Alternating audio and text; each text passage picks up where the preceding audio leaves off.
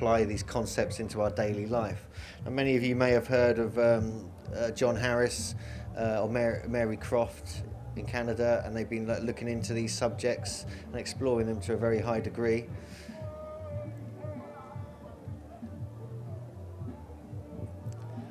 So today we're going to be exploring many of these Freeman concepts tonight. First of all, we've got Litmus, a Freeman. That's his technical name now, I understand. Yeah. And he's going to be doing 2 talks, 90 minutes each tonight. And we're going to have Simon Goldberg, also known as White Rabbit, is going to be looking into the more Freeman concepts relating to the court system. And after that, we're going to have a forum where they're going to be joined by Nolan, Simon Penton, Ben Lowry.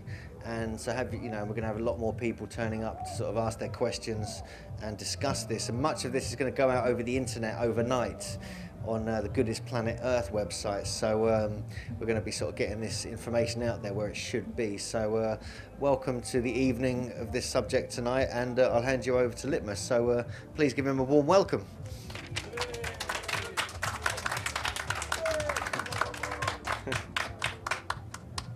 Cheers, everyone. Good to see you again. We're gonna try and rattle through as much of this as we can in the sort of 3 hours we've got. Basically, I'm going to take you through my project, Project Freeman. Phase 1, which was testing out the whole Freeman sort of hypothesis. Did it check out? Phase 2, a bit of a strategy about how I was going to go about implementing it and testing it out to make sure it was really true. And then phase 3, really getting stuck into implementation. So like sending lots of notices to people and giving them a heads up on what you're doing and why. Mainly so that we all stop paying tax for war. No tax for war, okay? So I'm going to be playing you some songs as well, including that one. So stick around if you like some tunes as well as lots of slides. It's not just all slides. And we got a few film clips as well. So like the one we just had. I start off with that Matrix clip because I think it just summarizes the whole thing pretty well about the kind of matrix that we're living in, and the way that the law is sort of wrapped around all that to confuse us, and so that we haven't got a clue what's going on. It's kind of like being in the matrix. If you take the blue pill, the Collins English Dictionary, you can stay as you are and carry on believing that English is English and that's all it is. If you get into the red pill, the Black's Law Dictionary, you start looking at a thing called legalese and what that really means, and find out that some of the words don't really mean what you thought they did. So we're going to be looking at a lot of that. So bear with me. Don't worry if you can't read everything that's up there, because there's a lot of information. But it's everything I'm going to show you tonight is all on my website. So if you can't read it all tonight, there's if you go to projectfreeman.com. Get a beer, a cup of tea, whatever, you can just go through it nice and slowly after. So anyway, we're going to rattle through it. If you got any questions, maybe just hang on a minute and see if I answer it in the next sort of couple of slides. And if not, we've always got the forum at the end, and we can have a bit of chat at the end of each talk. So we got 2 1.5 hour chunks, so I better crack on with it. So just a bit of background. Basically, I got into this whole Freeman thing because I got fed up really of going on protest marches and demonstrations, like the one in London in 2003 against the Iraq War. And basically, millions of people out on the streets saying we're not happy with this, and basically the government just ignoring it and carrying on doing what they liked anyway. So, you start to get a bit frustrated, and we've tried putting on peace festivals and all sorts of things in Ipswich, which went quite well for a few years. This was all up in Suffolk. But then I came across the Freeman on a land process, and I thought, that may be something, if it's true, it may be something that I can use to protest peacefully against the government and show what I really think. So what I did, I used to be a project manager in the energy industry. I did 24 years in the energy industry, so I'm a bit of a gamekeeper turned poacher, kind of, if you like, a little bit. And I used to be a project manager, so I thought, well, what I would have done if I was still in work, thank God I'm not, but if I was, I would have set up a project to check it all out. So that's what I did. And some of these slides, they're for also for kind of corporate type audiences, people who wear suits to work and stuff. So That's how I've tried to move it, so that some of them guys can see what's going on as well. But so what I did was set up the project.freeman.com, which is a dogma-free zone. So it's all about spirituality, community, equality, peace and understanding, and freedom, and taking responsibility, for your own actions. So that was just a little philosophy behind the project, if you like. But being an ex-corporate project manager, of course, I had to have an outline project plan with phase 1, phase 2, and phase 3. Phase 1 was November 08 through to Feb 09, where I was just basically looking at the whole concept of this free men on the land thing and testing it out with research. So we're going to run through some of that in a sec.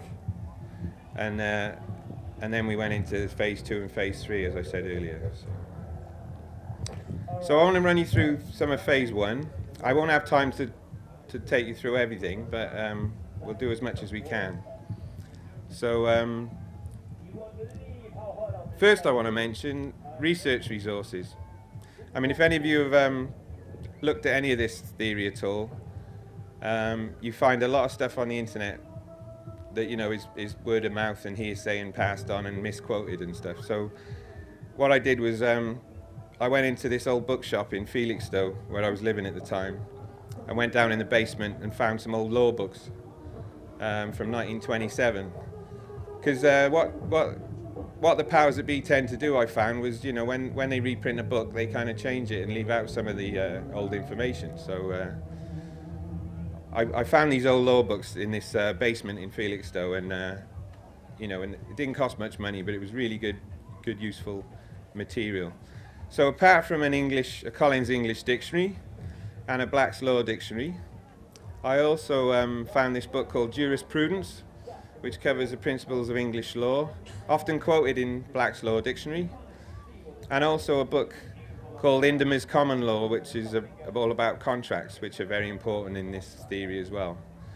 So try to go back to basics, if you like, and look for the source material. But if you're not, just a quick show of hands, how many people have got a rough idea what the Freeman thing is all about? Great, okay. So with that in mind, I think it's best if we rattle through the first bit, if you're kind of familiar with that, and we'll get into the nitty-gritty about what I did with it, if you like. So I'm going to whiz through these, but we're natural beings born free on the land. We have a constitution that protects us. Our person is a legal fiction created when we're registered at birth. And our capitalized name's evidence of that. Our country is a corporation, like all the others. It uses civil law to control and tax us, which is based on Roman law, which is the legal system rather than the law of the land. And although many of us believe we're free, we're really treated more like slaves in a way. But there is a remedy. So if we understand what's going on, we can use it, to our own advantage, if you like. So that's the concept I came across, and basically did a lot of research to check it out. So these are the areas I researched, all of those listed there. But I just want to dip in, as most of you are familiar with the concepts, so I'll probably just dip into a few slides as we go through and pick out a few of the main points. So you probably know about the definitions of freedom and slavery, so I'll skip over that one. But hopefully you're all aware of the fact that there's a language called legalese. So if you look in the English dictionary, you'll find there's a language called legalese, which it says is the conventional language in which legal documents are written. So of course you need a legalese dictionary to understand it, and that's what we've got one here today. You can also tell because it's a different language, because legalese has words which are common to English, but they don't have the same meaning. And there are then words in legalese which aren't in the English language at all, because they come from Latin or Old French, things like estoppel and allodial and things like that. So, but day one researching that was quite a surprise, to find that there was actually a language and it had its own dictionary and words and everything. I looked at common versus civil law.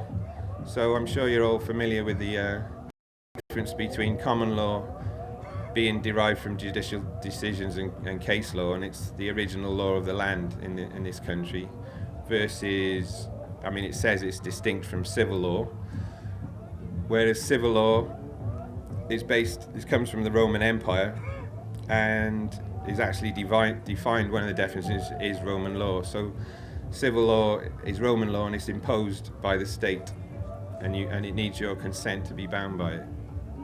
And it's nothing to do with criminal law or administrative law, so all different types of law. The areas in blue there are civil law jurisdictions, and the browny coloured ones are common law jurisdictions, like this country.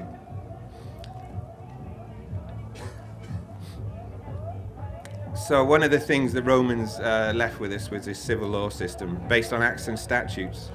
And don't forget, a statute is a law made by a government expressed in a formal document, but also a permanent rule made by a company or institution. So something like the co-op, for example, would have statutes as well. I also looked at what is a person, and if you're familiar with this concept that there are natural persons and legal persons, and legal persons are persons in law but not in fact, I wanted to look into the root of that. So I did go back to this original jurisprudence book, and there's a whole chapter in this book on the legal person, and these are some of the things it says. A legal person is any subject matter to which the law attributes a merely legal or fictitious personality, and even brags about it, saying that this is one of the most noteworthy feats of the legal imagination. And that legal persons, being the arbitrary creation of the law, may be as many kinds as the law pleases. So there you go. So if you look in a law dictionary, you'll find there's about 18 definitions of person. The definition of natural person says human being, but if you try to look up human being in the law dictionary, it's not in there. So human beings don't exist under that system. Whereas if you look up human being in English, you'll find a definition. So a person is a legal person, which is a fiction, and is also a corporation. So for example, our beloved monarch basically has the state behind her as a corporation, but has a legal person in the name of the crown. So the crown is a legal entity, a corporation soul. And I just want to read you a couple of bits about that, because they're very important for later on. This chapter in this book talks about the sovereign person, and it says things like everything which is public, in fact, is conceived as royal by the law. So when you watch the news and you hear talking about public roads, public buildings, they're the Crown's buildings. They're not ours. We pay for them, but they're owned by them, by this corporate entity, the corporation soul.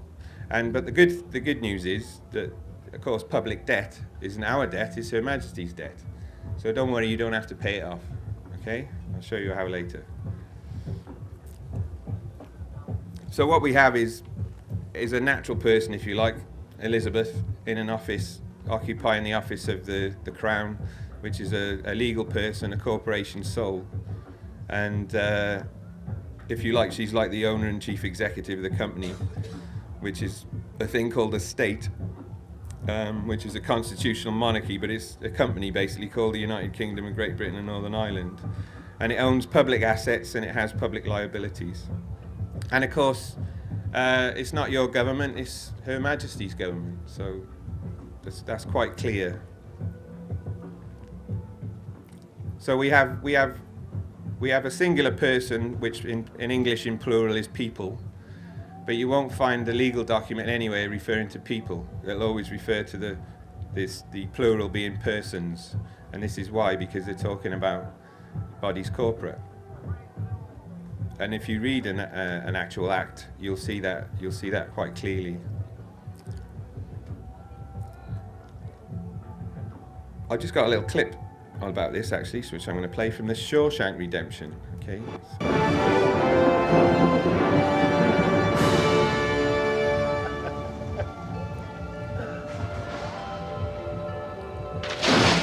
The next morning, right about the time Raquel was spilling her little secret, a man nobody ever on before strolled into the Maine National Bank. Until that moment, he didn't exist, except on paper. May I help you? He had all the proper ID, driver's license, birth certificate, social security card, and the signature was a spot-on match. I must say, I'm sorry to be losing your business. I hope you'll enjoy living abroad. Thank you. I'm sure I will. Here's your cashier's check, sir. Would there be anything else? Please, could you add this to your outgoing mail? I'd be happy to. Good day, sir. Mr. Stevens visited nearly a dozen banks in the Portland area that morning. All told, he blew town with better than $370,000 of Warden Norton's money. All right, I played that because if you've seen that film, and it's a very popular film, one of my favourites, what Andy Dufresne does to get out of prison basically is he creates a person through sending the right paperwork to the right organisations. So he creates a legal fiction and he gives it a name, but of course he makes up a signature, and at the point he walks into the bank to take the money out, he signs the paper and creates joinder between him as a human and this legal entity that he's created, and starts to represent it by withdrawing the money. So if you watch that film, there's a lot of analogies and metaphors about sort of Freeman ideology in it. There's Shawshank Redemption, yeah, and like I say, all this is on the website as well, so the clips are on there as well, so you can have a look. The person is created via the process of registration, and as you're all familiar with the concept, I'll just remind you that registration comes from the root term registrum, which is from regis, and means king. So when you register something, you're actually signing over ownership of it to the crown. So I won't run through all these definitions, but basically the three big ones that we do without really realizing that we don't have to is register the birth, which creates the person, registering your address by signing up to vote, which creates the residence, which is the business premises of your registered person, and of course your private conveyance, which creates the vehicle. And if you read the acts that this covers these three areas, you'll see that you don't actually have to do any of this if you don't want to, and we'll look at that later.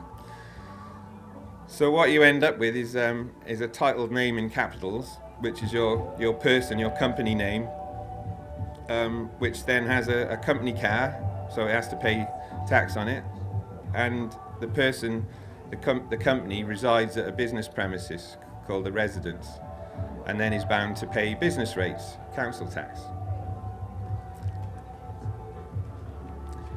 If you actually look at your name, you'll find that your name, as written on legal documents and other things like bills, is actually a legal name because it's the name of your legal fiction. So it's a company name.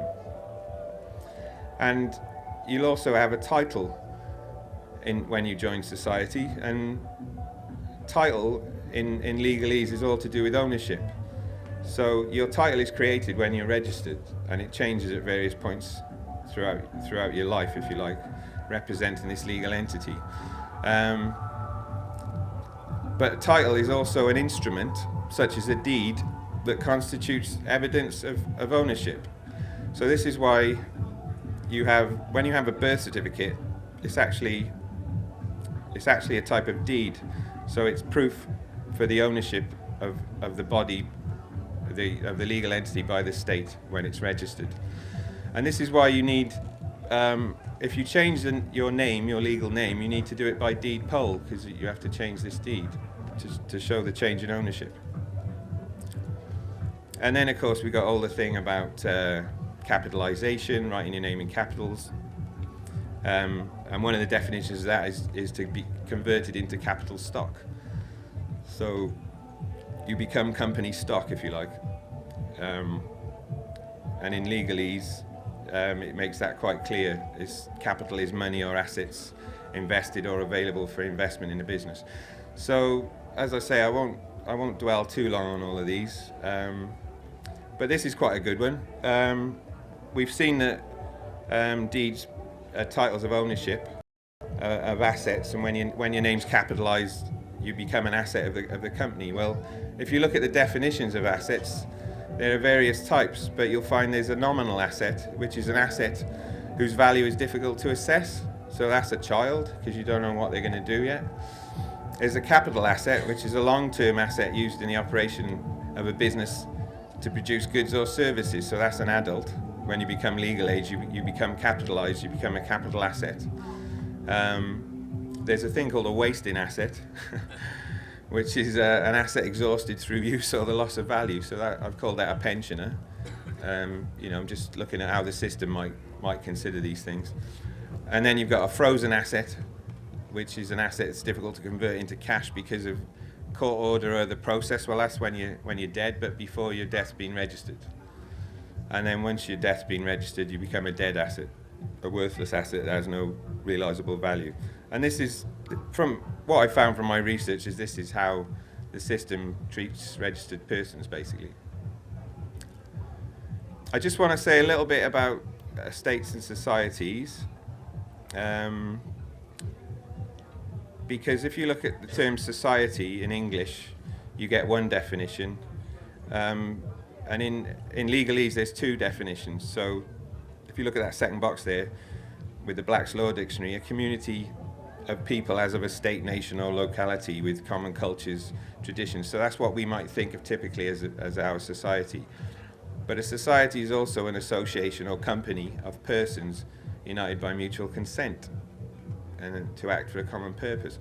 So, you know, when you see the term society, you need to be clear which one they're talking about. And if they don't define it, it could be either. So you always need to clarify what they mean by the terms they're using. Also did a lot of research into countries as corporations, and you'll find most countries registered on the Securities and Exchange Commission in New York, which was a federal agency set up to regulate the issuance of trading of securities. Okay, so if we look at definitions, security, it actually says in this law book, is a person who is bound by some type of guarantee. So they're, and if you look at the definition of surety, it says a person who is primarily liable for the payment of another's debt or the performance of another's obligation. And what you find is that your registered person is actually surety against crown debt, which is traded around the world, so that the people who buy it get the interest that's paid through your taxes. So you work, you pay tax, the tax pays the interest on the debt, and that goes to whoever holds the debt. So your person is surety against that debt. You can go on the SEC website and find things like this, Canada. So you'll find a company called Canada with a business address, and it has an annual report, and it'll tell you the sort of number of registered persons it's got and what its national debt is, if any, and all the demographics of that territory. But reporting as a corporation. You can also find the Commonwealth of Australia doing the same thing, publishing prospectus for selling its debt to foreign investors. And I also then I looked for UK and Great Britain, but I found, when I put in Her Majesty, I found a few companies. So there's Her Majesty the Queen in Right of Alberta in Canada, Her Majesty the Queen in Right of New Zealand. So New Zealand is this corporate entity owned by the Crown. And you'll also see there Her Majesty's government. So what we think of as our government is actually a company registered on this on the Securities and Exchange Commission website, so they can trade debt. So there you go. You'll see there Her Majesty's government with a business address, a law firm representing them, and Her Majesty's Treasury is also a corporation that exists on this stock exchange. And you'll find things on there like the taxpayer ownership of Royal Bank of Scotland and Lloyd's Group under that company. So what we think of as a government department is actually a corporation. But again, as I say, I'm rattling through these really quick because most of you got a lot of this. So if you do want to look at any more detail, have a look on the website. And of course, the Royal Coat of Arms is also our state company's logo. So Her Majesty's government, don't forget, not ours. This, just want to mention, this territory that Her Majesty owns, owned under this company called the UK, is actually worth about 12 trillion pounds. So 7 trillion of that is assets built on the land, and the rest roughly is land. And it generates another 1.4 trillion of what it calls gross domestic product, but that's like its annual turnover. Okay, so you have to forget kind of country and think company. So the Queen's the chief exec, Prime Minister's the managing director, the cabinet is the board of directors, and so on, and that's how it works. One of the main products of this company is debt on behalf of its investors, the banks. So when I started this project in late 2008, for example, the published public debt, and don't forget public is royal, so it's actually the Crown's debt, which is why I've called it Her Majesty's debt, was 614 billion. By February of 2010, it was officially recognised as 848 billion, and official projections now, plus the cost of the bailouts, if you add to that, the debt is projected to reach over 2 trillion. So you'll see it's like from the time I started this project, it's going to actually sort of treble. And these guys love debt because it keeps everyone working to pay tax, to pay the interest on it. Okay, so and then they can kind of do what they like. So keep an eye on the debt. Very interesting subject. I believe it or not. When you get into it, honestly, I need to get out more. I think I need to get out more. What I did was I had a look at what a typical person is worth to this company, right? So I actually wrote to the Treasury, and it took me a year, but I found out how much tax I paid during my working life and national insurance, and it was at base interest rate to the Treasury that was worth 385 grand. So when people say, oh, you're a Freeman, you're not paying road tax and you're using the road, sorry, didn't do that. No, I paid 385 grand in, so I think I got a bit in the bank, you know what I mean? Do you know what I'm saying? So I don't feel guilty at all. I think I've more than paid my way, and I just wish I'd put that money in some other kind of investment instead of giving it to the government, because I don't really think they invest very well, you know, myself. No. So, interesting thing to do, actually. Everyone knows how much they pay for their mortgage and their bills and food and stuff. But you ask them, how much tax have you paid in your life? They haven't got a clue. I didn't. And you ring the tax office and they'll tell you, we only keep records for 6 years and stuff like this. Well, if you keep nagging away and send freedom of information requests, you can actually get all your tax records back to when you started work. And it's quite disturbing, actually. Yeah.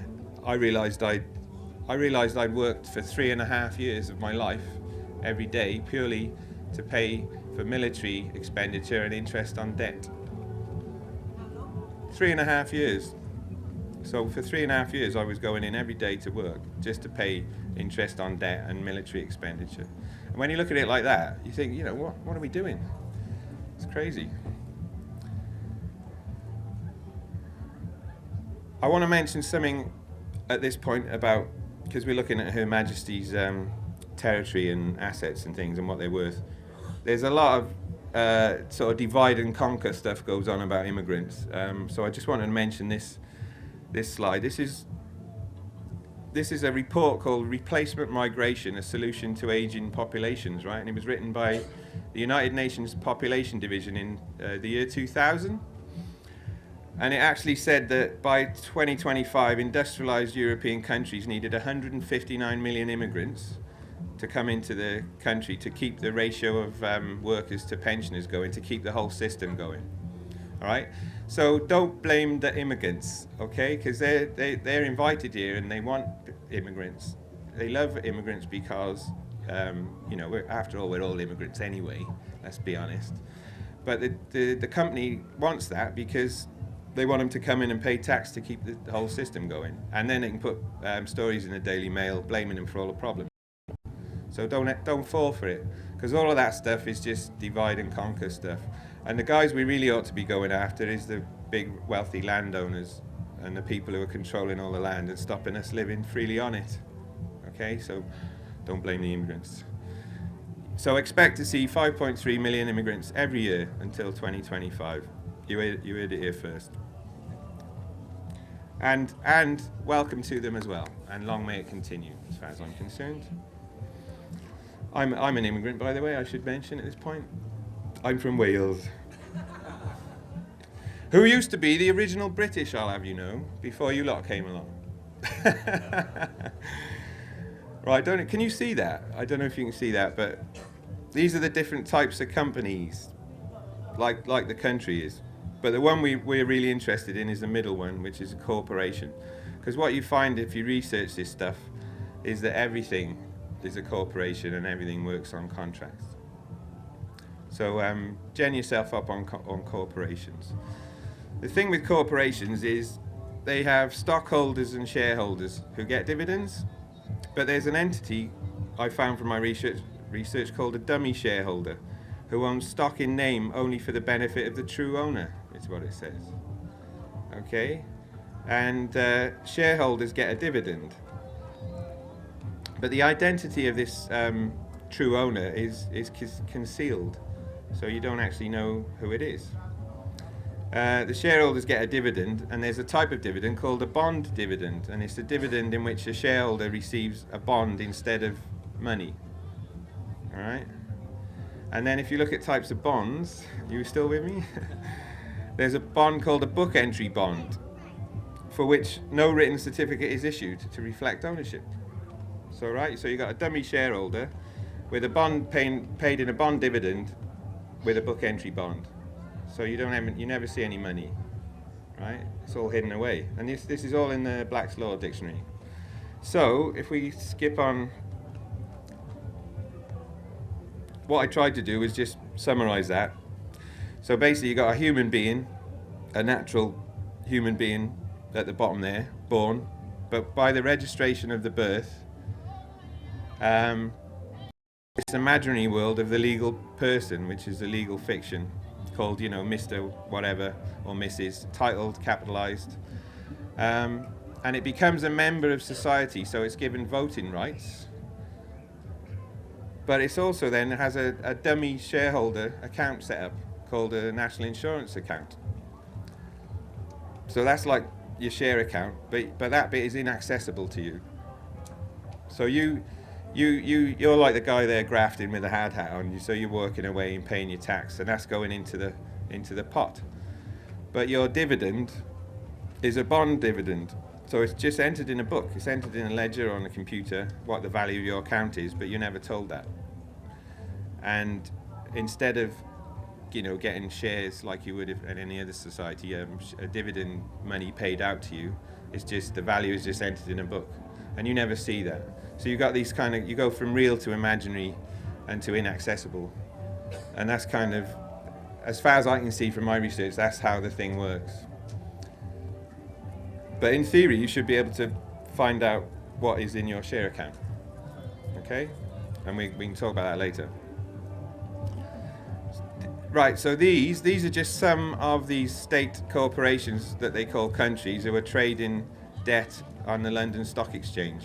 There's a big list of them at the bottom, the ones I could find, but I just pulled out a few on flags there, so you can see places like Naples.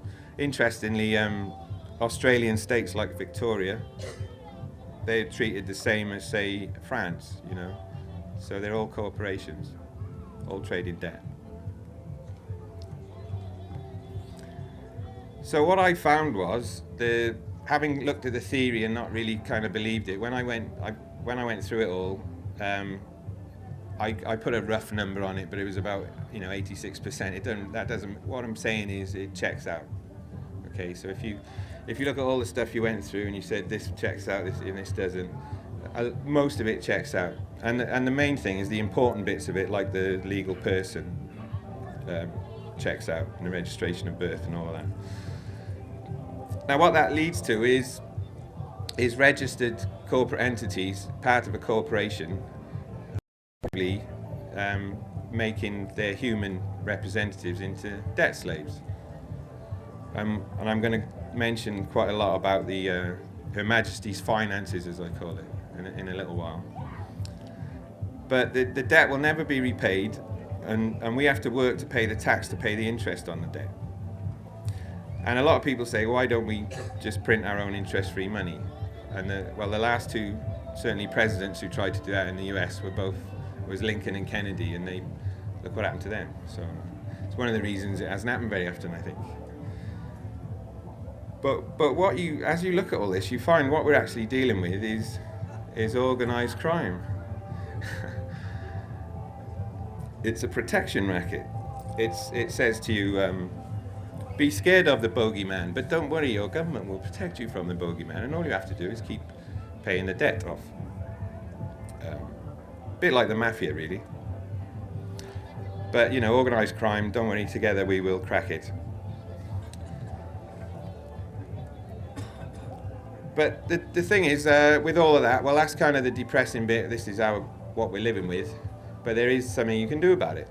That's the good news, which, I call remedy. I just want to play you another little clip at this point from V for Vendetta. Good evening, London. Allow me first to apologize for this. The emergency channel! I do, like many of you, appreciate the comforts of the everyday routine, the security of the familiar, the tranquility, repetition. Bloody hell. I enjoy them as much as any bloke. But in the spirit of commemoration, Who's that, Mum? whereby those important events of the past, usually associated with someone's death or the end of some awful bloody struggle, are celebrated with a nice holiday, I thought we could mark this November the 5th, a day that is sadly no longer remembered, by taking some time out of our daily lives to sit down and have a little chat. There are, of course, those who do not want us to speak. Just let me I think. suspect even now orders are being shouted into telephones, and men with guns will soon be on their way. It's Chancellor Sutler. Damn it! Why? Because while the truncheon may be used in lieu of conversation, words will always retain their power. Words offer the means to meaning. Those who will listen, the enunciation of truth. And the truth is, there is something terribly wrong with this country, isn't there? You designed it, sir. You wanted it foolproof. You told me every television in London. Cruelty and injustice, intolerance and oppression. And where once you had the freedom to object, to think and speak as you saw fit, you now have censors and systems of surveillance coercing your conformity and soliciting your submission. We need cameras. How did this happen? Who's to blame? Well, certainly there are those who are more responsible than others, and they will be held accountable. But again, truth be told, if you're looking for the guilty, you need only look into a mirror. I know why you did it. I know you were afraid. Who wouldn't be? War, terror, disease. There were a myriad of problems which conspired to corrupt your reason and rob you of your common sense. Fear got the best of you, and in your panic you turned to the now High Chancellor Adam Sutler. He promised you order, he promised you peace, and all he demanded in return was your silent, obedient consent. Inspector, you're almost through. Last night, I sought to end that silence. Last night, I destroyed the Old Bailey to remind this country of what it has forgotten. More than 400 years ago, a great citizen wished to embed the 5th of November forever in our memory. His hope was to remind the world that fairness, justice, and freedom are more than words. They are perspectives. So if you've seen nothing, if the crimes of this government remain unknown to you, then I would suggest that you allow the 5th of November to pass unmarked. But if you see what I see, if you feel as I feel, and if you would seek as I seek, then I ask you to stand beside me 1 year from tonight, outside the gates of Parliament, and together we shall give them a 5th of November that shall never, ever be forgotten.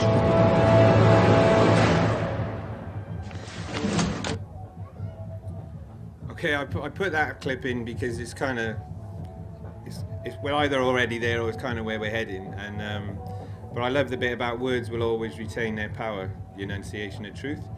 And when you start getting into the remedy of the Freeman stuff, you know, what you can do about this system that we're in, a lot of it is about understanding what words really mean, but then using them and writing documents. You know, you don't have to go marching in London, you don't have to leave your house, you don't have to get violent, you don't have to riot. All you got to do is write a few letters with words in them, and you can be free of it all. And it's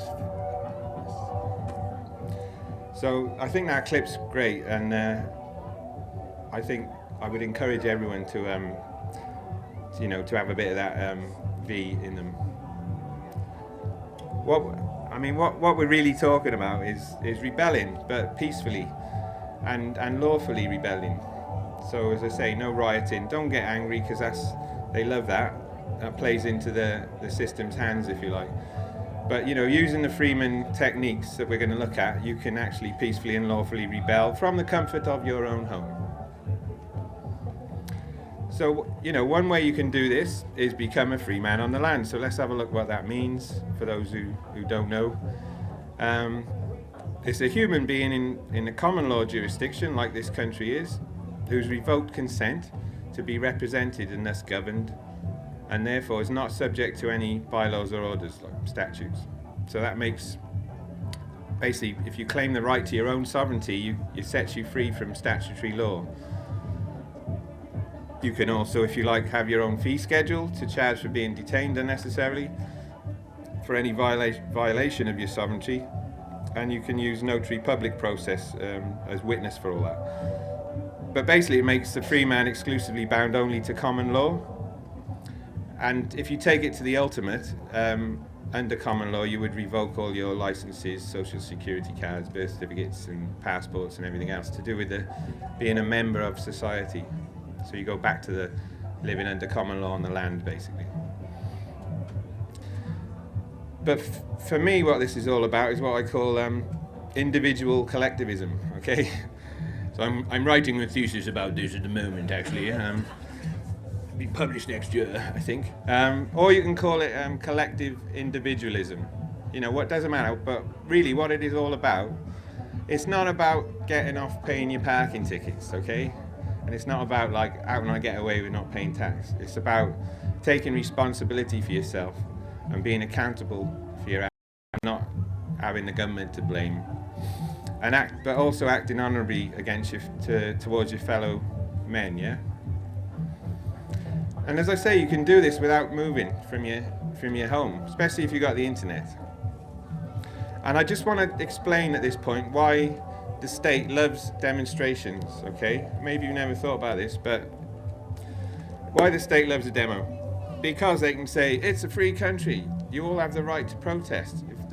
I mean, you have to actually apply like 3 weeks in advance if you want to protest. Is it all right if we go and protest? Do you mind? You know, it's like, thank you. Bullshit. If you're going to protest, you don't have to ask anyone. That's a free country. They love a demonstration because you imagine, right, 2 million people or 50,000, whatever, all going up to London or Manchester or whatever to demo, right? So I just jotted down a few things, right, that are involved with that. So if you think about it, you got tax on fuel, you got VAT on food and drink, you got all the police costs, which adds to the debt, you got the transport costs, you got credit card debt from people buying tickets and food and merchandise, you got merchandise production, you got banners, tickets, stickers, paper, you got meetings, you got speeches, you got PA systems, you got stages, you got computers, electricity, MP's time, helicopters flying overhead, rent a mob, and all the repairs to the damage at the end. They love it. They love it. So I'm not saying don't protest, but I've found a more effective way to protest because, yeah, demonstrations actually create more debt and add to the problem. Whereas if you stop paying tax, you know, you're taking away the thing that this system craves, the money and the debt. And I've found it's by far the most effective. So we're going to look at some of that in the remainder of this talk, and then the next talk at 8:30 or whenever it is. The other thing that demos do is they do, whilst we all have a great glowy feeling about hanging out with our mates and, you know, being right on and that's all good, they do also generate a lot of argument and conflict. and you typically might get rent-a-mob sent in, you know, to stir things up, and then they'll have lots of nice state propaganda about all the horrible peace protesters beating each other up and smashing things up in London, you know, and a lot of that, as we know, is instigated by them. So maybe before we go on the next demonstration, think, shall I go or shall I write a few letters? I found writing letters was more effective, personally, but that's, you know, just my view.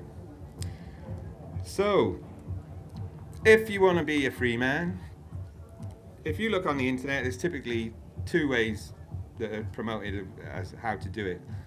Number one is sacrifice the person, where you like deregister everything and like resign, if you like, give up your claim, and if you're over 18 you can do that. Number two that's put up is actually claim the person, especially in America, this one. Would you agree, Nolan? It's big popular in the States, that one.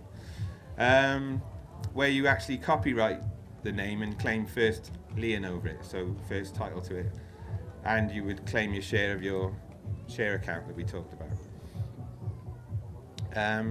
But I thought, when I was looking at all this, there's got to be another way, you know, the middle way, which I call settle up and leave. So that's basically like checking out of the hotel, you know. So you like say, how much have I spent in the minibar, you know, in school, and how much were the newspapers and all that, and then settle up your bill and check out, and off you go into the sunset.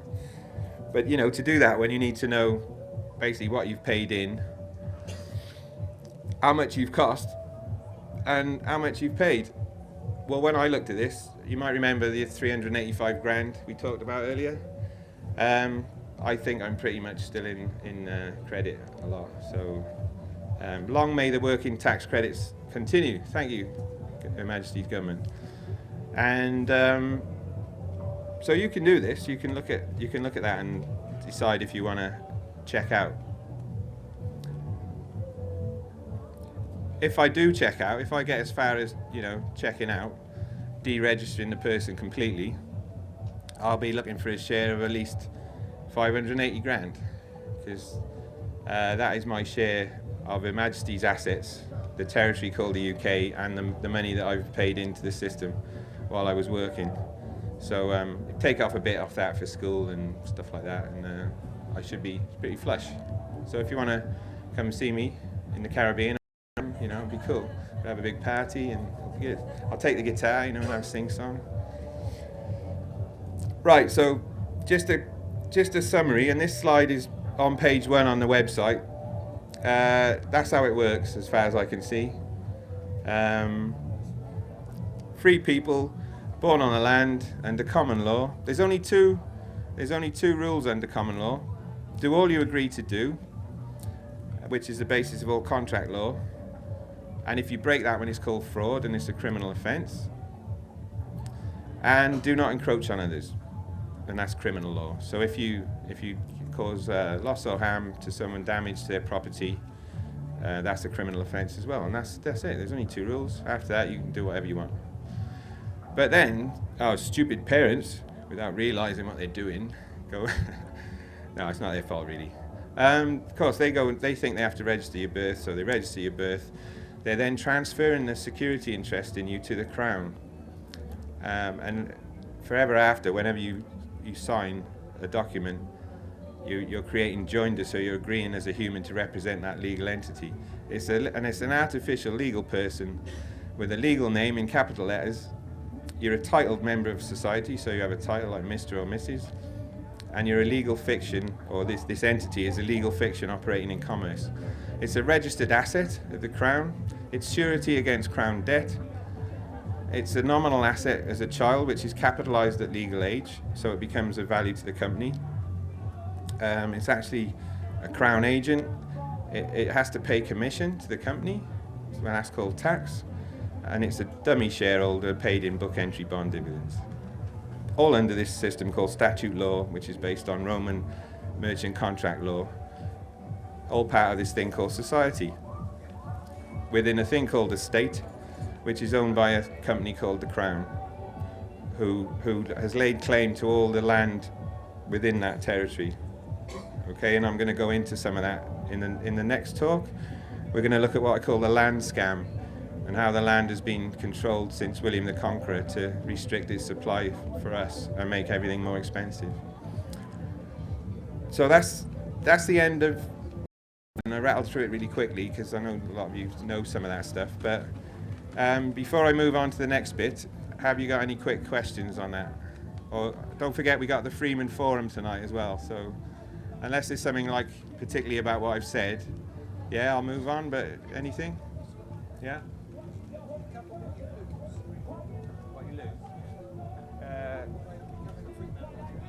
Yeah, we're going to look at that. Yeah, the pros and the cons, yeah. I mean, it's about personal choice, really. So far, I haven't lost anything, but we can look at that. Yeah. Like, for example, if you deregister your person, the next time you go to renew your passport, you may have a problem. I don't know yet because I haven't done it, but going to hospital is an inalienable natural human right. Yeah. So I've got a whole section on natural human rights, so we can look at that then. Yeah, is that cool? Yes, you said that your parents register you and I guess legalese dump you as an asset of the crown.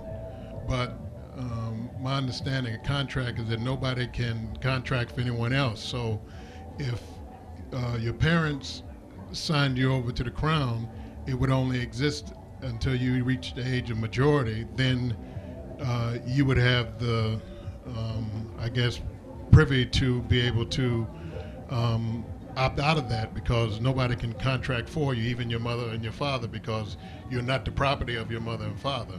Yeah, so, I agree. You can. I think we might have said when you're 18, as far as I can see, you can opt out of that. You can take yourself out of it. And one other quick question. The folks who are the heads of the corporation called the Crown that runs, I guess, the UK. Yeah. Are they British or are they German? They're a Germanic dynasty which goes back about 900 years. The house that's in power now is the House of Wettin. It's a German dynasty, goes back to 900 AD or CE. But if you can follow the lineage, obviously, right back to the Anglo-Saxons. So yeah, the Normans were Vikings, which were Germanic, although we think they were.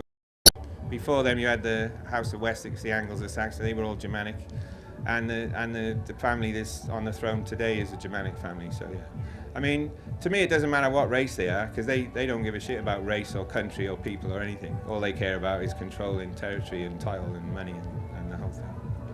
My research, they actually seem to be Scottish, I have to say. Yeah, well, there's the House of Stuart, of course, which, although the House of Stuart's been on the throne since 1603, the male line that ending with sort of William at the moment is through the House of Wettin. But it is still a Stuart line through the female side. Okay, I'm going to quickly load up the next one. Yeah. Oh, sorry. It's just a quick response to your query, really, about the fact that you can and your comment that you can choose to escape at 18. Yeah. What happened to me, I remember quite clearly, is at the age of 16, they came in with my national insurance card and they got me to sign it. Yeah. So that's the capitalisation of you at 17. Yeah. As a youngster, they come in when you don't know what's going on. They take your signature, then you signed yourself over, I think. Oh, no, that's interesting. That's interesting. Okay. Cool.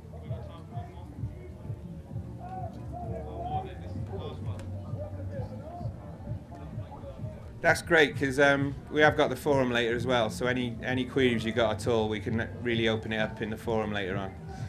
But I got so much to get through, so I just got a quick question about this to pay tax and to not pay tax. What is do you have to literally get rid of your passport and sign everything before you can do that legally? Just was wondering about that. Are we going to that later? I'm going through it right now. Okay, cool. Okay, cool. So, moving swiftly on. So basically, I found out about this Freeman thing. I didn't believe it. I checked it all out. It checked out.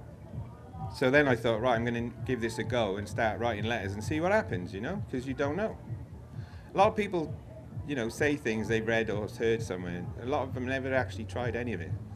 So the real proof is in the pudding. So that's what I'm not employed, which is great, so I've got time to do this kind of thing. When you're busy, work, paying the bill and all that, you haven't really got time to look at this stuff. But fortunately I have, so being a full-time musician, So what I did was go into this. Of course, this is going back to my corporate days, you see, strategy development, isn't it? This is for all the guys in suits. But when I was thinking about how I was going to put this into practice, I jotted down a few things which were important, like you stick up on the wall. So, the essence of being a free man is taking responsibility for your actions, being accountable for their outcome, but also acting honourably. I think we looked at that a little bit earlier. And I wanted something that was going to be honourable, but also by giving the state a fair chance to prove that it believes in the system of society it's created, okay? So I'm just going to opt out without giving them a chance to prove they can stick to their own rules and demonstrate through its actions that it abides by its own rules. And because of my sort of campaigning, peace activism background, I wanted it to major on that sort of area as well. And I came up with this, right for your rights. And then I was really pissed off because someone had a domain name registered already, the right for your rights. So lost that one. But I called it the 3 tests of lawful rebellion. And by doing this, I wanted to find out the truth, what is the real truth of this thing. Secure justice and uphold rights. And then publish it all so that anyone else can have a look at it and take a shortcut if you like. So if you look at my website, all the documentation and everything is on there, and you can hopefully benefit from what I've done. So what I did, I looked at this thing, 3 tests: test, protest, and contest. So first of all, test it, see if it works, use real life examples, test the law, and then test out some of these Freeman remedies that you might have heard about on the internet. And then if it all checked out, get into protesting, so serving notices, finding out all your freedom of information stuff, and the main one, number 2 on that one, stop paying tax. And then the third part of it is, if you protest in that way and still nothing happens, you can actually contest the whole system by just leaving it and deregistering everything. So that's like the 3 stages I went through.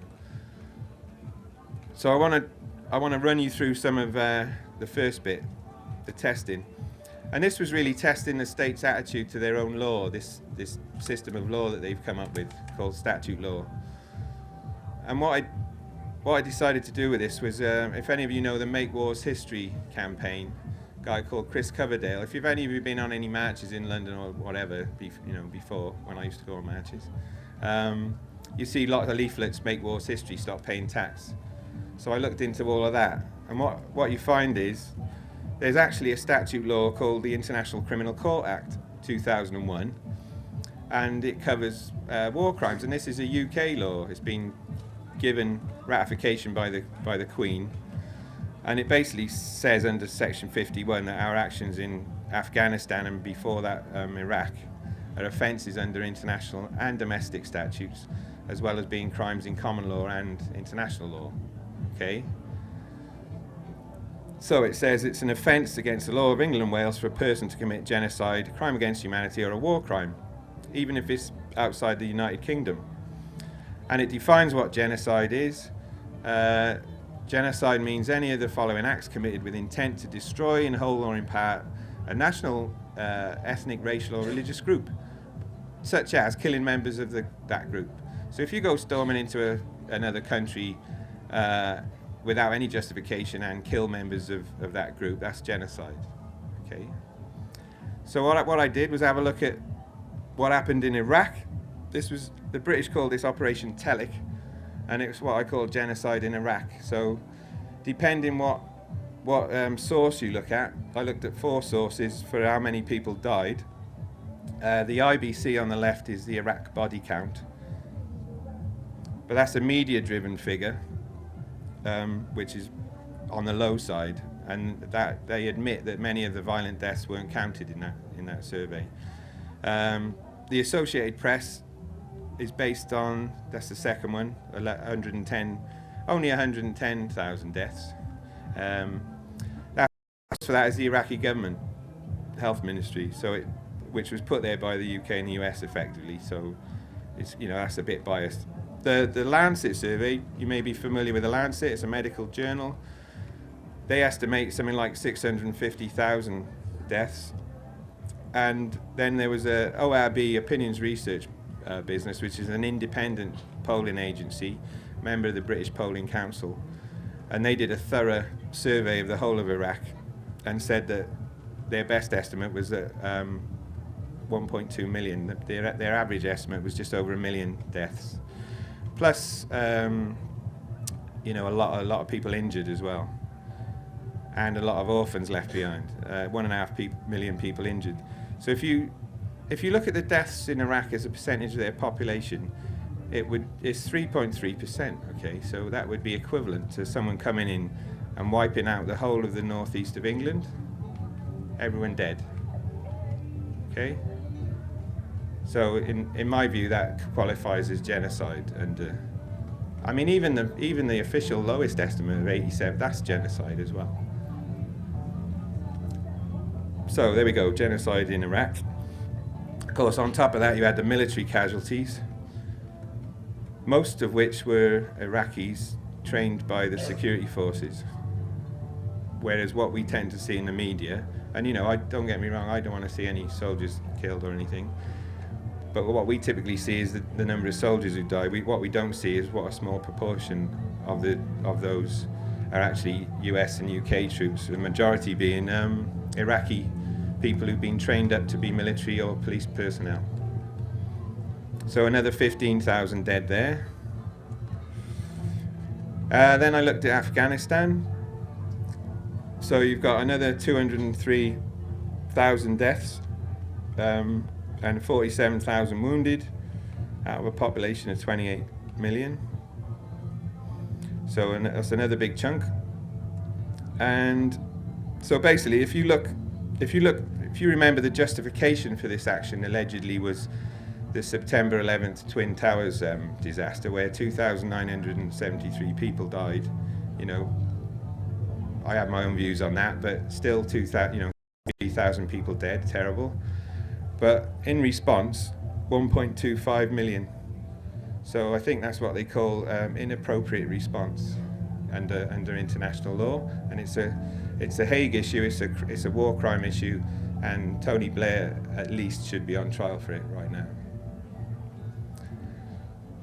Whichever way you kind of look at the numbers, they're horrendous. And I used to get really emotional doing this. I'd have a job. I think last year when I did this, I had a job to get the words out. But it's bad when we start getting numb to things like that, isn't it? You know what I mean? But if you only got to watch the news and you'll get numb to stuff like that.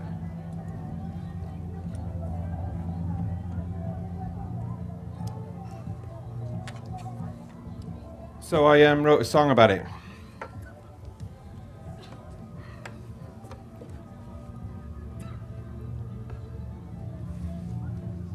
And I put the lyrics on a slide for you so you can sing along, or at least read about it. Can you do the buttons, mate? Yeah. When I looked at all this war stuff, I just found that the same thing is repeated all the time through history. You'll see the same thing happened in Northern Ireland, has happened in India and Pakistan, it happened in Israel and Palestine. Thank you. Palestine. And I just found it's the same old thing. And the Thais have a phrase. If you go to Thailand, they have this phrase, same, but different, because they haven't got a word for similar. So that's what this one's called.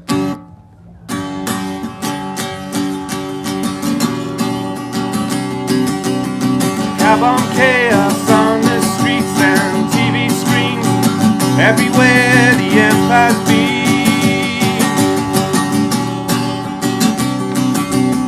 Deja vu, I'm sure I've seen this all before. Petition lands and civil war.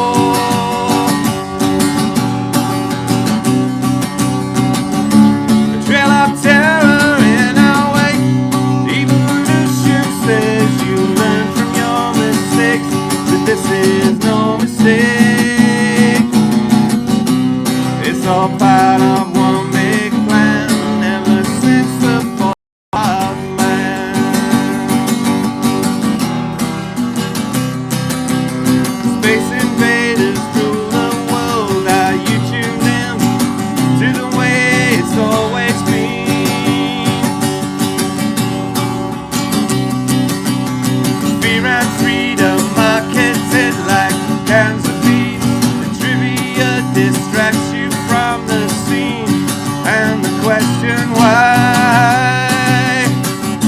A trail of terror in our wake.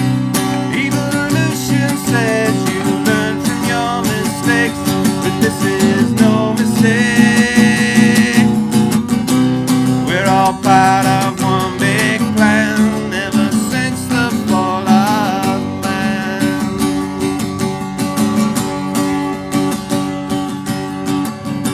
I read a book called 1984. If you don't read, just look outside your door. They tell us we're the ones that threat, but I am sure aggressor is the name for those who start the fucking war. And holy words from Hollywood promote the beast and terrorize the Middle East. They came from there, now they're on Sky and CNN in Washington and number 10.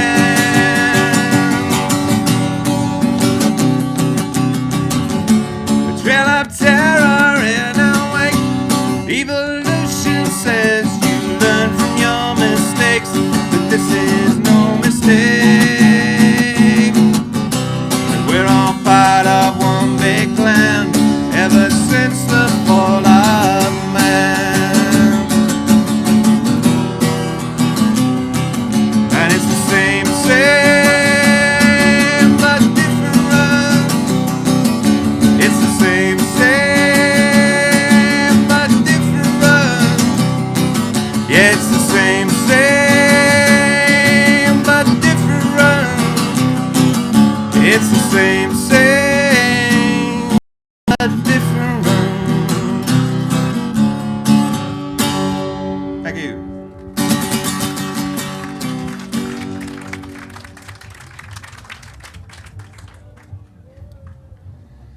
How's the sound? All right, can you hear all that all right? Yeah, cool. Nice one. So, yeah, I mean, it's the same thing repeated over and over is what I found. And I checked out all the deaths in Iraq and Afghanistan, as I say, which class is classed as genocide. And then if you look at, if you look back at this act again, under part 52 of it, it talks about ancillary conduct. So which is defined as aiding and abetting and providing, such as providing funds, okay? So, you know, if you know that, if your mate says to you, I'm going to go murder John, can you lend me 20 quid to buy some bullets? And you lend him 20 quid and he goes and buys some bullets and murders John, you're complicit in that crime, right? And it's exactly the same. If you pay tax, you're funding the genocide in those illegal wars. So we're actually all, if we pay tax, we're all complicit in the crime. So to stay law-abiding, we have to stop paying tax. And that, of course, conflicts with the other statute that tells you you have to pay tax. So what you do is write a notice to the government saying, how can I do both? And I choose the moral route, and I choose not to pay tax to remain law-abiding. And basically, that is the process. So if you pay tax in England or Wales, you're breaking this law, Part 52 of the ICC Act 2001. So what I wanted to do, are we off for time? We got sort of 5 minutes or so? 20? Great, okay. Even better, sweet. What I wanted to do is, as I say, test this law. So, first of all, I looked at reporting it to my local police in Ipswich. Number one. Number two, if that didn't work, report it to the Met Police. So I'm basically reporting the war crimes of the government to the police, as it says on this Make History site that I told you about. And then for me, if that didn't work, and I appealed it and I still didn't get anywhere, I would basically write to The Hague, the International Criminal Court in The Hague, and say, you know, I know someone who's broken your law, and see what happens from that. So that's the process I went through. So on the 23rd of March, This was 2009. I rang up Ipswich Police and I reported the crime to them, and they issued me with an event number 264, and I said I was going to lodge some documents as evidence, and they said take those along to the duty inspector. I said, do I need an appointment? They said, no, you can just turn up. So on the 3rd of April. Okay, here we are at Ipswich Police Station. We're now just coming up to 12:30 on Friday the 3rd of April 2009, and we're about to go in and serve these documents under case 264 the 23rd of March. So we'll see you in a minute and let you know how we get on. So I did that, and I went in about 12 o'clock, and I reported the crime, basically that by setting out to destroy and subsequently kill many thousands of members of the Iraqi national group, as a part of a coalition of states, the accused, the government and others, committed crimes of genocide, crimes against humanity, war crimes, conduct ancillary to such crimes, etc., etc., murder, conspiracy, etc. So that they were the crimes that I reported. These are the laws violated, 9 in all, including the one I've told you about, number 1, section 51 and 2 of the International Criminal Court Act. And then there's loads of others as well, none of which so far have been prosecuted. These were the perpetrators I named. So the Queen, Tony Blair, Jack Straw was then Foreign Secretary, Jeff Hoon, Gordon Brown, John Prescott, Lord Goldsmith, who was the Attorney General, and his successor, Baroness Scotland, Sir John Stirrup, head of the armed forces, all the military, and of course me.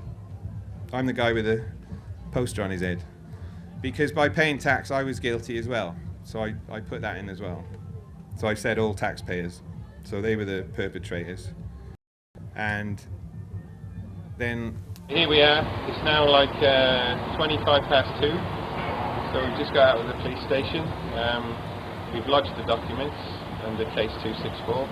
And we've got a receipt to that effect, naming the documents and the case they were received under, and then that was taken by the duty inspector. So I got a receipt. It took 2.5 hours, but I came out with a receipt, and basically, as far as I'm concerned, we've got an official event number raised, a crime reported, and evidence submitted to back that claim up. I also sent a press release out to all the local press about what I was doing, and Heart FM, bless them, actually picked it up and put it on all their news bulletins that morning. So I'll just show you what the sort of things they said. And online. This is Heart. It's 6:31 with the latest news. Here's Kelly News McCormack. An Ipswich man's lodging documents with police today which accuse the government of war crimes in Iraq and Afghanistan. Paul Haley from Pin Mill says the conflicts, which have killed more than 300 British troops so far, should never have happened. The point is, we as taxpayers are all responsible for the war as well, and the 1.2 million people who lost their lives, all the people who are injured. You know, it's our duty as citizens to report that crime and make sure it's investigated. On FM, digital and online, this is Heart. It's 7 o'clock. With the latest news for Suffolk, here's Kelly McCormack. $1 trillion plan to fight the global recession will be put into action today. Gordon Brown and world leaders agreed to bail out the world economy and clean up the banking system at the G20 summit yesterday. As British troops begin their withdrawal from Iraq, one Ipswich man's on a mission for answers as to why the war started in the first place. Paul Haley from Pin Mills handing documents to police today which accuse the government of war crimes. He says it's cost too many lives, military and civilian, and cost too much cash. There's 6 billion people on this planet. There's more of us than there is of the government and the public servants. So there's always other options. You don't have to drop bombs on people. A public inquiry into the Iraq war is due to be held later this year. 7:30, and with the latest news, here's Kelly McCormack. $1 trillion will be pulling us out of a global recession. Gordon Brown and other world leaders agreed the plan at the G20 summit yesterday and say it's the beginning of an economic fight back. A Suffolk man's giving a document to police in Ipswich this lunchtime accusing the UK government of war crimes. Paul Healy from Pin Mill feels Britain should never have gone to war with Iraq, and he told Hart it seems the government's got its priorities wrong. A lot of our tax money is spent on this kind of thing instead of being spent on things we want it spent on. I hear today the G20 want to give the bankers more money, you know, and we've already bailed them out for making the mistake in the first place. So, you know, it's just got to stop. It's got to stop. So those clips went out on the news that morning, and when I went into the police station to report the crime, the duty inspector was really not a happy bunny. But the point is, we went through the process and we got the documents recorded. Now then, there's this whole process of letters back and forth, right? I don't think we've got time here today to go through all the detail. I'm just going to show you what happened quickly. Basically, I got a reply. So this was the 3rd of April. I got a reply on the I got on the 7th of May where my name was spelt wrong twice, and it was from the DCI saying that he didn't believe it was a matter for Suffolk Constabulary and he would not be recording any allegation of crime. So the point here is, not only is he not going to investigate it, he's not even going to record the fact there was an allegation made. So I wrote him a letter reminding him of his constable's oath, which is this. Of course, the problem with this oath is that the first thing it says is that they serve the Queen.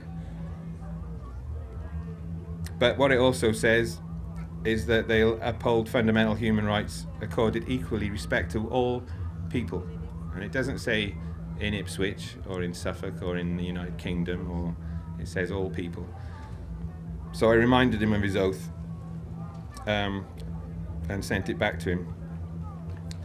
He replied the next day, because I'd made allegations against him about allowing government ministers to act with impunity. So he had to put the records straight, of course. So, and I'd asked him, you know, if you're not, who should do it? Metropolitan Police? And in this letter he said the decision to refer the matter to the Met Police is entirely a matter for yourself, okay? But then I looked at the Home Office National Crime Recording Protocol. So these are the crimes for police forces reporting crimes. And it says, following the initial report, details of the incident will be transferred to the force identified as being the owning force, and that the person making the report will be advised. So they didn't do that. So that's complaint number 1. So I then I reported it to the Met Police, and I got this envelope back eventually from them saying terrorism on the front. So they don't miss a trick to like scare the shit out of you, do they? But inside was a very nice letter saying that they acknowledged receipt of my letters and that my comments would remain on file, but they didn't intend to pursue the allegations. And the point here was that they said that no crime would be recorded. No crime would be recorded. So again, I looked at the rules, and the National Crime Recording Standards say all reports of incidents, whether from victims, witnesses, or third parties, and whether crime related or not, will result in the registration of an incident report by the police.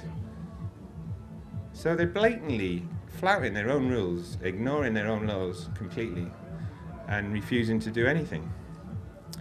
So I sent a complaint to the Independent Police Complaints Commission, who of course all work in the force that they're meant to be checking the complaints about. I sent one complaining about Suffolk and one complaining about the Met Police. And they said that they were completely independent of the police service, but however, each police force is responsible for considering complaints and recording your complaint, and our role is to forward your complaint to the relevant police force. So that's all they do. They're like a post office. And then it ends up back at the guys you're accusing in the first place. It's like, sort that out, John. What do you sort that out, mate? Get rid of this hippie freak, you know. I got a reply eventually to my complaint against Suffolk, saying that basically this guy said that the guy who told me that the matter, to refer the matter to the Met Police, was my own, up to me, had acted correctly. Whereas, you know, what he should have actually done is actually transfer that complaint to the Met Police himself. So that completely failed, that appeal. I got fed up at this point and I sent a crime report to the International Criminal Court in The Hague. So that went off on the 12th of November. And I got a reply back with a number. So it basically acknowledged receipt, issued a reference number, and stated that they would give consideration to it as appropriate under the provisions of the Rome Statute. So basically they said they'd look into it, but they didn't tell me how long it would take. And when they said they would write to me when they came to a decision. Still waiting, boys. No letters yet. I then had the outcome of the. I mean, I tell you, this is really cutting a long story short, because this went on for over a year. All this, okay. But I had a letter back from the Met Police about my complaint against them, and they said that they'd failed to record crime because there was no separate domestic offences under the International Criminal Court Act. So it's saying there's no offences domestically under that act, whereas the whole of Section 5 is headed domestic offences. The whole section, you can download it and read it. That's what its title is. So then I sent an appeal against the outcome of the complaint. But what they did, they were crafty buggers, they sent a response to me on email before Christmas saying that if I wanted to appeal, I had to fill in the attached form and send it back in 28 days, but it was on email, there's no attached form. So I chased them up and said, send me a hard copy. They sent me the hard copy after Christmas, and I said, right, I want 28 days. They said, no, the 28 days started when you got the email. So I quickly rattled off an appeal, filled the form in, posted it, recorded delivery, and it didn't get delivered. Amazing, that, isn't it? I paid £1.25 or something for recorded delivery, and lo and behold, it didn't get recorded. So then I was getting fed up at this point, to be honest. I thought I'm obsessive, you know. I'm going to bloody prove these buggers wrong. But basically, I rang them up at that point and said, look, I need 28 days to appeal, and they said, you know, you can't because we haven't received it. So basically, I thought, well, you've had your chance. I've given you all a good crack at it. You know, none of you have done anything about it. So I'm going to stop paying tax, basically. So my conclusions of all that was that our beloved state doesn't abide by its own legal system. It sets a really bad example of do what I do, not what I say, or it's the other way around, you know what I mean? Do what I say, don't do as I do. We cannot comply. The point is, we cannot comply with the International Criminal Court statute if we pay tax, because we're aiding and abetting war crime. So we're perfectly entitled, lawfully, to stop paying tax. This is the point. To abide by that statute, we have to stop paying tax, which may be used for war. Okay? And a little bit later, I'm going to tell you how I did that. Now, the next thing I did, how are we doing for time, guys? Okay, and then the rest will be in the next one. But quickly to mention, having tested the law and found that the state didn't abide by it, I wanted to test some of these Freeman ideas you might have seen about on the internet. So we won't have time to do all these in this part, but there's another hour and a half after the next session. So please come back to hear the conclusion and some more tunes. But what I looked at was penalty charge notices, so what we know as parking tickets. A thing called This Is Not Me, which you can write on people chasing you for debt. And I wanted to test discharging credit card debt as well. So I want to run through all of those, and I'm going to talk till he tells me to stop, all right? And then the rest will be in the next one, next bit. So, parking tickets. How many people know about this stuff, parking ticket stuff? A few? So I'll run through it then for everyone else, right? Okay, a penalty charge notice, if you do the research, you'll find it's an offer to contract. So an offer is an act or instance of presenting something for acceptance. Okay, so you don't have to accept the offer.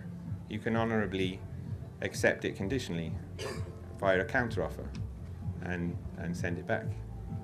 So it's like someone making you let's do a deal, and you say, well, yeah, okay, but I'll do a deal based on this, this, and this, and send it back. And then they might say, okay, well, I'll do a deal as long as we can take that. You know what I'm saying. So it's a negotiation. I've found it's also something called a requirements contract. And if you look in the Black's Law Dictionary, this is defined as a contract between a buyer and a seller, where the buyer needs the goods and services and promises to obtain them exclusively from the seller. Okay, and the seller is promising to supply the goods and services for a specific period at a set price. Okay, that's what a requirements contract is. So the quantity term is measured by the buyer's requirements, right? So I believe that these are these type of contracts, and that's why if you look at a parking ticket, it says you are required on it to do such and such and such and such, right? So if you look at one like this one, you'll find it makes you an offer of terms, okay? So it's offering you goods and services. Basically, it's offering to sell you this penalty charge notice for like 40 quid or whatever, right? And it says you are required. It has a set price, so you pay a penalty of, it says here, £60, right? For a specific period, within 28 days of the date or issue, and it's got a special offer. A discounted amount of £30 will be accepted as final settlement if you pay within the notice period. Okay, so they're making you an offer to do a deal. Now, if you go back to your constitution stuff, this is all on the website, and I didn't have, what's going on there with the crazy, the aliens are coming. Don't know what happened with the text at the bottom there, but something to do with copying files, I guess. But yeah, look, if you look on the website and the TPUC website and that, there's loads of stuff about our constitution. But for example, if you look in the old Magna Carta, the 1215 Magna Carta, it talks about fines. All fines made unjustly with us, that's the Crown, against the law of the land, and all amercements imposed unjustly will be entirely remitted. So these types of things that they're trying to fine you for are unlawful under the Constitution anyway.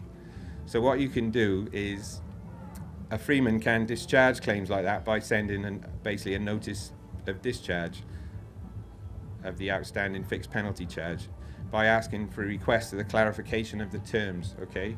So if you want the detail on this, it's all on the website, and there's some templates, examples, like 5 or 6 examples of letters that a freeman has written to do this, okay? So we don't need to go through all the details now, but basically what you're doing is offering conditional agreement based on them proving their claim against you under this contract. And you offer them a time limit. So you say, I'll give, this is my understanding. If you can clarify all these points I've raised within my notice period, that's cool, I'll pay, we'll do a deal.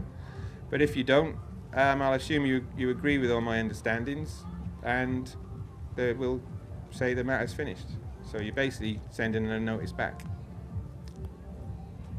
And the proof of claim that you're asking for is proof that a freeman is a person, and define its meaning, it's a legal fiction as we saw earlier, that you are the legal fiction, and that the thing they're writing to you about is the result of a lawful investigation without prejudice, that they can prove you're a member of a society, and they can name it and tell you which laws apply to it.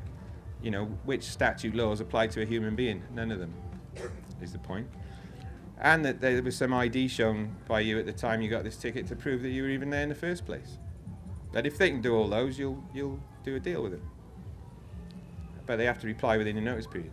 And the bit I put in, extra to that, is I asked them to write back to me, the human.